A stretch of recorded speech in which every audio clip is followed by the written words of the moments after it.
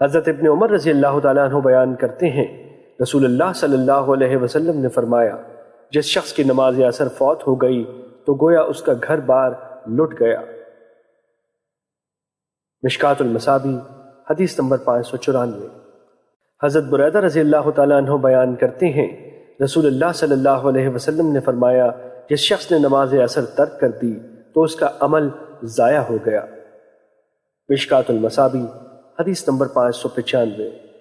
حضرت علی رضی اللہ تعالیٰ عنہ سے روایت ہے کہ نبی صلی اللہ علیہ وسلم نے فرمایا، علی 3 چیزوں میں تاخیر نہ کرنا، ایک نماز جب اس کا وقت آ جائے، جنازہ جب تیار ہو جائے، اور بیوہ مطلقہ اور کنواری خاتون کے نکاح میں جب تمہیں اس کا کفو مل جائے۔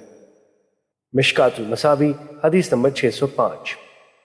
حضرت ام فروہ رضی اللہ تعالیٰ عنہ بیان کرتی ہیں، نبی صلی اللہ علیہ وسلم سے افضل عمل کے بارے میں دریافت کیا گیا تو آپ صلی اللہ علیہ وسلم نے فرمایا، اول وقت میں نماز ادا کرنا۔ مشکات المصابیح حدیث نمبر 607۔